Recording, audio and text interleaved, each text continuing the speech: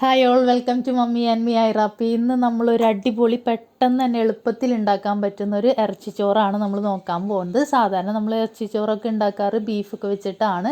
പക്ഷേ ഇത് ചിക്കൻ വെച്ചിട്ട് പെട്ടെന്ന് തന്നെ നമുക്ക് നല്ല ടേസ്റ്റോടുകൂടി ഉണ്ടാക്കാൻ പറ്റും. അപ്പോൾ ബീഫ് വെച്ച് ഉണ്ടാക്കുന്ന ഇറച്ചിച്ചോറ് നല്ല ടേസ്റ്റിയാണ്. അതുപോലെ തന്നെ ടേസ്റ്റിയാണ് ചിക്കൻ വെച്ചിട്ട് നമ്മൾ ഉണ്ടാക്കുന്നത്. വളരെ എളുപ്പത്തിൽ നമുക്ക് ഉണ്ടാക്കാൻ പറ്റും. അപ്പോൾ നമുക്ക് നേരെ വീഡിയോയിലോട്ട് പോയിട്ട് എങ്ങനെയാണ് ഇത് ഉണ്ടാക്കുന്നതെന്ന് നോക്കാം.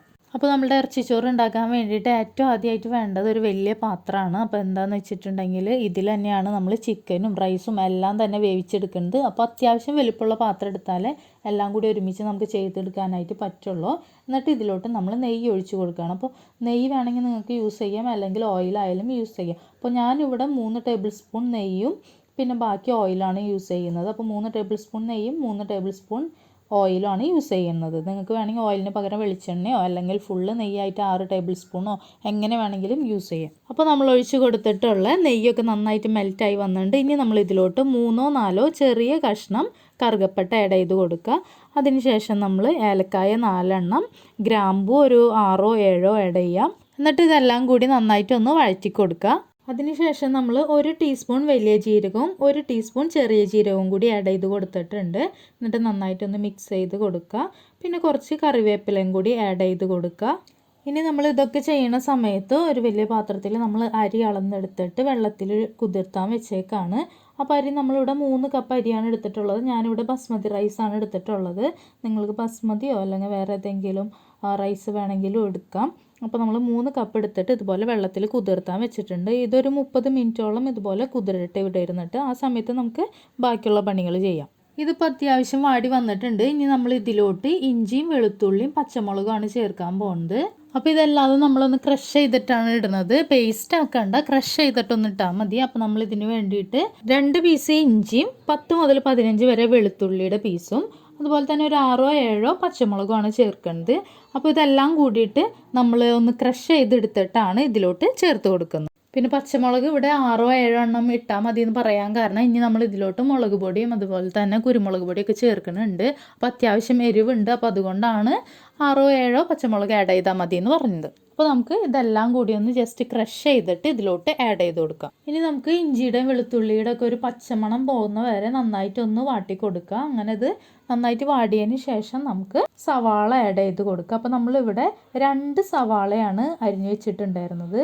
2 മീഡിയം സൈസ് സവാളയാണ് അരിഞ്ഞു വെച്ചിട്ടുണ്ടായിരുന്നത്. അപ്പോൾ ആ 2 സവാള അരിഞ്ഞത് ഇതിലോട്ട് ആഡ് ചെയ്ത് കൊടുക്കുക. ഇനി നമ്മൾ ഈ സവാളയും നന്നായിട്ട് വാടി വരുന്ന വരെ ഒന്ന് ഇളക്കി കൊടുക്കുക. അപ്പോൾ നല്ല സോഫ്റ്റായിട്ട് വരുന്ന വരെ ഇതൊന്ന് വഴച്ചെടുക്കണം.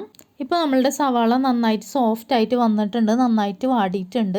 ഇനി നമുക്ക് ഇതിലോട്ട് ചിക്കനാണ് ആഡ് ചെയ്ത് കൊടുക്കേണ്ടത്. അപ്പോൾ നമ്മളിവിടെ ആഡ് ചെയ്യുന്ന ചിക്കൻ 1 കിലോ ചിക്കനാണ് നമ്മളിവിടെ എടുത്തിരിക്കുന്നത്. ചിക്കൻ ഇട്ടതിന് ശേഷം നമുക്കിത് നന്നായിട്ടൊന്ന് മിക്സ് ചെയ്യുക. അപ്പോൾ സവാളയും ഇഞ്ചിയും വെളുത്തുള്ളിയും പച്ചമുളകും എല്ലാം ചിക്കനിൽ നന്നായിട്ടൊന്ന് മിക്സ് ആവുന്ന രീതിയിൽ നന്നായിട്ടൊന്ന് മിക്സ് ചെയ്ത് കൊടുക്കുക. ഇനി നമ്മൾ ഇതിലോട്ട് ബാക്കിയുള്ള പൊടികളും മസാലയൊക്കെ ആഡ് ചെയ്യാനായിട്ട് പോവുകയാണ്. അപ്പോൾ ആദ്യം തന്നെ നമുക്ക് മുളക് പൊടി ഒരു 1.5 ടേബിൾ സ്പൂൺ ആഡ് ചെയ്ത് കൊടുക്കുക. അതിനുശേഷം മല്ലിപ്പൊടിയും 1.5 ടേബിൾ സ്പൂൺ, മഞ്ഞൾപ്പൊടി 1/2 ടീസ്പൂൺ, ഇത്രയും പൊടികൾ ചേർത്ത് നന്നായിട്ട് മിക്സ് ചെയ്തെടുക്കുക.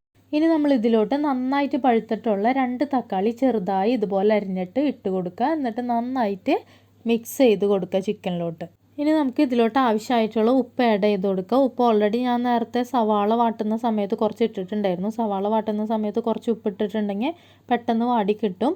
അപ്പോൾ ബാക്കി ആവശ്യത്തിനുള്ളത് ഉപ്പിട്ട് കൊടുത്തിട്ടുണ്ട്. എന്നിട്ട് നന്നായിട്ട് മിക്സ് ചെയ്തെടുക്കുക. ഇനി നമ്മൾ മല്ലിയിലയും പുതിനയിലയും കൂടിയിട്ട് 1 കപ്പാണ് ആഡ് ചെയ്ത് കൊടുക്കുന്നത്. അപ്പോൾ 1 കപ്പ് എന്ന് പറയുമ്പോൾ മല്ലിയില കൂടുതലായിട്ടും പുതിനയില കുറച്ച് കുറവായിട്ടും വേണം ഇടാനായിട്ട്. എന്നിട്ട് വീണ്ടും നമ്മൾ നന്നായിട്ട് മിക്സ് ചെയ്ത് കൊടുക്കാം. അപ്പോൾ നമ്മൾ തക്കാളി ആഡ് ചെയ്ത് കഴിഞ്ഞിട്ട് കുറച്ച് നേരം മൂടി വെച്ചിട്ട് വേവിക്കുകയാണെങ്കിൽ കുറച്ചും കൂടി നല്ല രീതിയിലുള്ളൊരു ഫ്ലേവറൊക്കെ അതിലോട്ട് ഇറങ്ങി നല്ല സ്മെല്ലും ടേസ്റ്റൊക്കെ ആയിരിക്കും. ഇനി തക്കാളി വെന്തുടഞ്ഞതിന് ശേഷം നമ്മൾ ഇതിലോട്ട് ആഡ് ചെയ്യുന്നത് 3 ടേബിൾ സ്പൂൺ തൈരാണ്. അങ്ങനെ 3 ടേബിൾ സ്പൂൺ തൈരും ആഡ് ചെയ്തിട്ട് നന്നായിട്ട് മിക്സ് ചെയ്ത് കൊടുക്കുക. ഇനി അതിന് ശേഷം നമുക്ക് ആവശ്യമായിട്ടുള്ളത് ചെറുനാരങ്ങ നീരാണ്. അപ്പോൾ നമ്മൾ 2 ടേബിൾ സ്പൂൺ ചെറുനാരങ്ങ നീരും കൂടി ആഡ് ചെയ്തിട്ട് നന്നായിട്ട് മിക്സ് ചെയ്യുക. ഇപ്പോൾ അതിൽ കണ്ടാൽ മനസ്സിലാവും നന്നായിട്ട് വെള്ളമൊക്കെ ചിക്കനിൽ നിന്നുള്ളത് പോന്നിട്ടുണ്ട്. അപ്പോൾ നമ്മൾ അതിനനുസരിച്ച് വെള്ളം ഇനി അരി വേവാനായിട്ട് ഇട്ട് കൊടുത്താൽ മതി. ഇനി നമ്മൾ ഈ പാത്രം മൂടി വെച്ചിട്ട് ഒരു 8-10 മിനിറ്റ് ഇത് നന്നായിട്ട് വേവാൻ വേണ്ടിയിട്ട് വെക്കാണ്. അപ്പോൾ ഒരു 8 മിനിറ്റിന് ശേഷം നമ്മൾ 1 ടീസ്പൂൺ ഗരം മസാലയും 1/4 ടീസ്പൂൺ കുരുമുളക് പൊടിയും കൂടി ആഡ് ചെയ്ത് കൊടുക്കുകയാണ്. അപ്പോൾ ഈ കുരുമുളക് പൊടിയും അതുപോലെ തന്നെ പച്ചമുളകും മുളക് പൊടിയും എല്ലാത്തിൻ്റെ എരിവ് കൂടിയിട്ട് നല്ല എരിവുള്ള ഒരു റൈസാണ്. ഇനി നമുക്ക് നമ്മൾ അരമണിക്കൂർ സോക്ക് ചെയ്ത് വെച്ചിട്ടുണ്ടായിരുന്ന ബസ്മതി റൈസ് ഇതിലോട്ട് ഇട്ട് കൊടുക്കാം. എന്നിട്ട് നന്നായിട്ടൊന്ന് മിക്സ് ചെയ്ത് കൊടുക്കുക. അപ്പോൾ മിക്സ് ചെയ്യുമ്പോൾ പ്രത്യേകം ശ്രദ്ധിക്കണം, നുറുങ്ങി പോകുന്ന രീതിയിൽ മിക്സ് ചെയ്യരുത്. അരികത്ത് കൂടെ നമ്മൾ നന്നായിട്ട് മിക്സ് ചെയ്ത് കൊടുക്കുക. അങ്ങനെ നമ്മൾ റൈസൊക്കെ ചിക്കനിൽ നന്നായിട്ട് മിക്സ് ചെയ്ത് കൊടുത്തിട്ടുണ്ട്. ഇനി നമുക്ക് കുറച്ചും കൂടി വെള്ളം ഇതിലോട്ട് ഒഴിച്ച് കൊടുക്കണം. പകുതിയോളം വെള്ളം ഇപ്പോൾ ചിക്കനിൽ തന്നെ വന്നതുണ്ട്. ഇനി ബാക്കി നമ്മൾ ഒഴിച്ച് കൊടുക്കുകയാണ്. അപ്പോൾ അതിന് വേണ്ടിയിട്ട് കുറച്ച് വെള്ളം നമ്മൾ തിളപ്പിച്ച് വെച്ചിട്ടുണ്ട്. അപ്പോൾ ഏകദേശം 3 കപ്പ് വെള്ളം തന്നെയാണ് നമുക്കിവിടെ ആവശ്യമായിട്ടുള്ളത്. അപ്പോൾ ഇതിലോട്ട് നമ്മൾ 3 കപ്പ് തിളപ്പിച്ച വെള്ളം ഇതിലോട്ട് ഒഴിച്ച് കൊടുക്കുകയാണ്. അതല്ലെങ്കിൽ ഇനിയിപ്പോൾ നമ്മൾ വെള്ളത്തിൻ്റെ അളവ് പറയുകയാണെങ്കിൽ ഈ അരി മുങ്ങിക്കെടുക്കുന്ന രീതിയിൽ അരിക്ക് മുകളിൽ ഒരു 1/2 ഇഞ്ചോളം വെള്ളം ഉണ്ടായിരിക്കണം. അപ്പോൾ ആ ഒരു ലെവലിൽ വെള്ളം ഒഴിച്ച് കൊടുക്കണം. അതാണ് അതിൻ്റെ ഒരു വെള്ളത്തിൻ്റെ പാകം എന്ന് പറയുന്നത്. ഇനി നമ്മൾ ഈ പാത്രം ഒന്ന് മൂടി വെച്ചുകൊണ്ട് ഈ ഒഴിച്ചിട്ടുള്ള വെള്ളം തിളയ്ക്കുന്നത് വരെ ഹൈ ഫ്ലെയിമിൽ ഇട്ട് കൊടുക്കുക. വെള്ളം തിളച്ച് കഴിഞ്ഞിട്ടുണ്ടെങ്കിൽ പിന്നെ ഒരു 8-10 മിനിറ്റോളം നമ്മൾ ലോ ഫ്ലെയിമിൽ ഈ അരി ഒന്ന് വേവാനായിട്ട് വെച്ച് കൊടുക്കണം.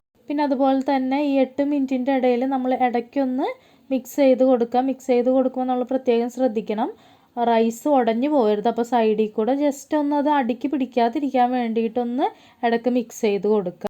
അപ്പോൾ നമ്മളുടെ ചിക്കൻ വെച്ചിട്ടുള്ള ഇറച്ചിച്ചോറ് ഇവിടെ റെഡി ആയിട്ടുണ്ട്. അപ്പോൾ നല്ല സ്മെല്ലൊക്കെ വരുന്നുണ്ട്, നല്ല ടേസ്റ്റി ആയിരിക്കും. നമ്മൾ ഇങ്ങനെ ഉണ്ടാക്കിയിട്ടുണ്ടെങ്കിൽ പെട്ടെന്ന് ഉണ്ടാക്കി കഴിയുകയും ചെയ്യും. പിന്നെ അതുപോലെ തന്നെ ബിരിയാണിയൊക്കെ ഉണ്ടാക്കുന്നവരാണെങ്കിൽ ഇടയ്ക്കൊരു ചേഞ്ചിന് വേണ്ടിയിട്ട് ഇതുപോലൊക്കെ ട്രൈ ചെയ്ത് നോക്കുക. അപ്പോൾ നല്ല ഫ്ലേവറാണ്. ആ ചിക്കൻ്റെ ഉള്ളിലുള്ള എല്ലാ മസാലയും വെള്ളവും എല്ലാം കൂടിയിട്ട് ആ ചോറിലോട്ട് പിടിച്ച് നല്ല ഫ്ലേവറാണ്. അപ്പോൾ എല്ലാവരും ട്രൈ ചെയ്ത് നോക്കുക.